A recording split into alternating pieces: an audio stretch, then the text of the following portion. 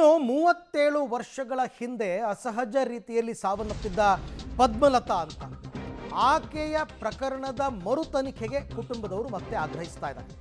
SIT ಭೇಟಿಯಾಗಿದ್ದಾರೆ ಮೃತ ಪದ್ಮಲತಾ ಕುಟುಂಬ. 38 ವರ್ಷಗಳ ಹಿಂದೆ ಅಸಹಜವಾಗಿ ಸಾವನ್ನಪ್ಪಿದ್ದ ಪದ್ಮಲತಾ ಕೇಸ್ ಇದು. 1986ರಲ್ಲಿ ಸಾವನ್ನಪ್ಪಿದ್ರು, ಗೋಳಿಯಾರ್ ನಿವಾಸಿ. ಪದ್ಮಲತಾ ಸಹೋದರಿ ಇಂದ್ರಾವತಿ ಅವರು ಎಸ್ಐಟಿಗೆ ಈಗ ದೂರು ಕೊಡಕ್ಕೆ ಬಂದಿದ್ದಾರೆ. ಆ್ಯಕ್ಚುಲಿ ಅವರು 1986 ಡಿಸೆಂಬರ್ 22ನೇ ತಾರೀಕು ನಾಪತ್ತೆ ಆಗ್ತಾರೆ. 57 ದಿನಗಳ ಬಳಿಕ ಆಕೆಯ ಶವ ನೇತ್ರಾವತಿ ತಟದಲ್ಲಿ ಕೊಳೆತ ಸ್ಥಿತಿಯಲ್ಲಿ ಸಿಗುತ್ತೆ. ಆ ಕಾಲದಲ್ಲೇ ಅದನ್ನು COD ಇನ್ವೆಸ್ಟಿಗೇಷನ್ ಕೂಡ ಆಗಿತ್ತು. ಬಟ್ ಅದನ್ನು ಅವರು ಆ ಪ್ರಕರಣಕ್ಕೊಂದು ತಾರ್ಕಿಕ ಅಂತ್ಯ ಕೊಟ್ಟಿರಲಿಲ್ಲ, ಯಾವುದೇ ಸಾಕ್ಷ್ಯಾಧಾರಗಳು ಸಿಕ್ಕಿರಲಿಲ್ಲ.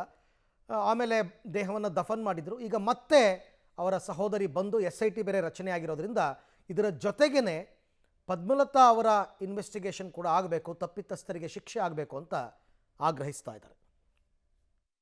ಧರ್ಮಸ್ಥಳದಲ್ಲಿ ಈ ಅನಾಮಿಕ ವ್ಯಕ್ತಿ ಹೇಳಿದಂತಹ ಜಾಗದಲ್ಲಿ ಒಂದು ಹಂತದಲ್ಲಿ ತನಿಖೆ ನಡೆಸ್ತಾ ಇದ್ರೆ, ಬಹಳ ಜಾಗಗಳಲ್ಲಿ ಈಗಾಗಲೇ ಶೋಧ ಕಾರ್ಯ ನಡೆಯುತ್ತಾ ಇದೆ.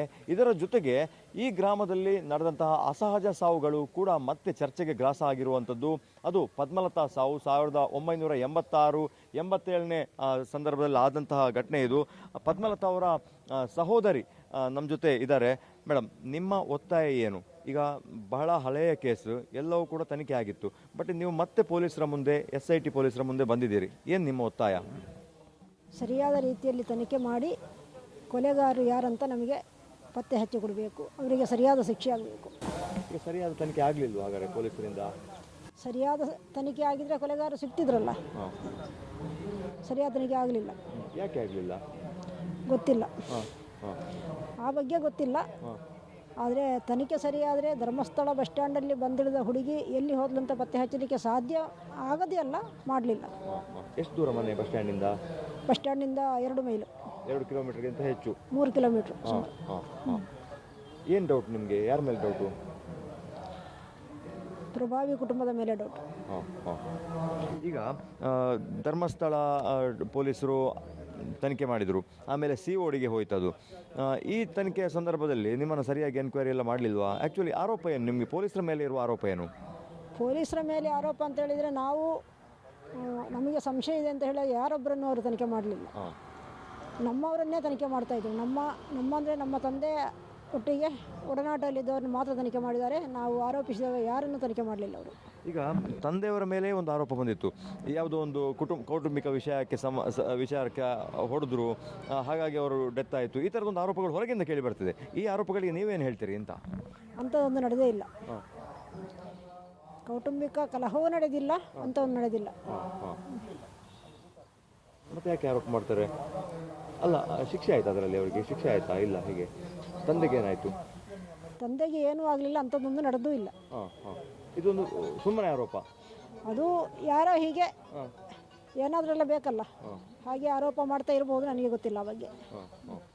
ಈಗ ಬಹಳ ಹಿಂದಿನ ಕೇಸು, ಯಾರನ್ನು ಎನ್ಕ್ವೈರಿ ಮಾಡಬೇಕು ಅಂತ ಹೇಳೋದು ನೀವು? ಈಗ ಅದರ ಜೊತೆಗೆ ಈಗ SIT ಬಂದಿರೋದ್ರಿಂದ ನಿಮ್ಮೊಂದು ಹೊಸ ಆಸೆ ಹುಟ್ಟಿದೆ, ನ್ಯಾಯ ಸಿಗಬಹುದು ಅನ್ನುವಂಥದ್ದು. SIT ಪೊಲೀಸರು ಏನು ಹೇಳಿದರು? SITಯ ಮುಂದೆ ನಾವು ಅರ್ಜಿ ಕೊಡಲಿಕ್ಕೆ ಹೋಗಿದ್ದೆವು. ಆದರೆ ಅಲ್ಲಿ ಆಫೀಸಲ್ಲಿ ಜನ ಇರಲಿಲ್ಲ. ಅವರು ಬಂದ ನಂತರ ತಿಳಿಸ್ತೇನೆ ಹೇಳಿದ್ದಾರೆ. ಬಂದ ನಂತರ ಹೋಗಿ ಅರ್ಜಿ ಕೊಡ್ತೇವೆ. ನೀವು ಲಿಖಿತ ದೂರು ಕೊಡ್ತೀರಾ? ತಂದಿದ್ದೀರಿ? ತಂದೀವಿ. ಏನು ಅಂತ ಒತ್ತಾಯ ಮಾಡಿದ್ದೀರಿ? ಇದೇ ನಿಮ್ಮಲ್ಲಿ ಹೇಳಿದ ಅದೇ ರೀತಿ, ಅಂದರೆ ತನಿಖೆ ಪತ್ತೆ ಹಚ್ಚಲಾಗದ ಕೇಸ್ ಅಂತ ರಿಪೋರ್ಟ್ ಕೊಟ್ಟಿದ್ದಾರೆ ಅವರು.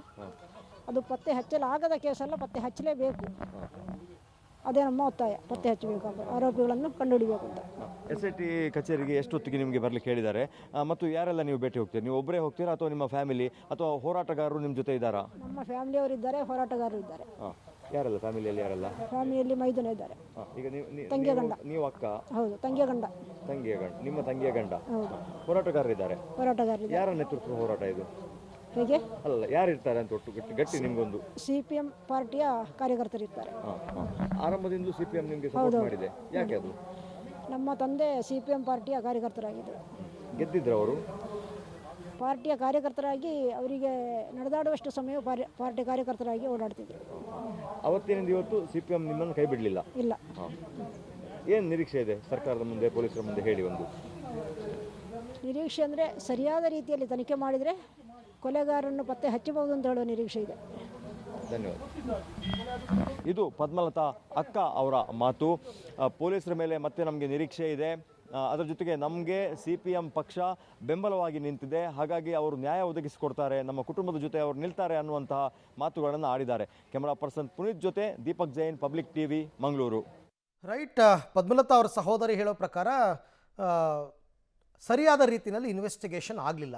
ನಾವು ಯಾರ ಮೇಲೆ ಅನುಮಾನ ಪಟ್ಟಿದ್ವಿ ಅವ್ರು ಯಾರನ್ನೂ ವಿಚಾರಣೆನೇ ಮಾಡಲಿಲ್ಲ, ಹಾಗಾಗಿ ಈ ಪ್ರಕರಣ ಸಾಲ್ವ್ ಆಗಲಿಲ್ಲ. SIT ಅವರಿಗೆ ಮತ್ತೆ ಮರು ತನಿಖೆಗೆ ನಾವೀಗ ದೂರನ್ನು ಕೊಡೋದಕ್ಕೆ ಬಂದಿದ್ದೀವಿ ಅಂತ ಹೇಳ್ತಾರೆ. ಜೊತೆಗೆ ನಮ್ಮ ಕುಟುಂಬಸ್ಥರು ಮತ್ತು CPM ಪಾರ್ಟಿ ಎರಡೂ ಕಡೆಯಿಂದ ನಮಗೆ ಸಪೋರ್ಟ್ ಇದೆ, ಅವರೇ ನಮಗೆ ಬೆನ್ನೆಲುಬಾಗಿ ನಿಂತಿದ್ದಾರೆ. ನಮ್ಮ ತಂದೆ ಕೂಡ CPM ಪಾರ್ಟಿಯ ಕಾರ್ಯಕರ್ತ, ಹಾಗಾಗಿ ನಮಗೆ ಆರಂಭದಿಂದ ಅವ್ರ ಕೈ ಬಿಟ್ಟಿಲ್ಲ. ಈಗ ಪದ್ಮಲತಾ ಸಾವಿಗೆ ನ್ಯಾಯ ಸಿಗಬೇಕು, ಕೊಲೆಗಾರರು ಯಾರು ಅಂತ ಪತ್ತೆ ಹಚ್ಚಬೇಕು, ಕಠಿಣ ಶಿಕ್ಷೆ ಆಗಬೇಕು ಅಂತಕ್ಕಂಥದ್ದು ಇಂದ್ರಾವತಿ ಪದ್ಮಲತಾ ಅವರ ಸಹೋದರಿಯ ಆಗ್ರಹ.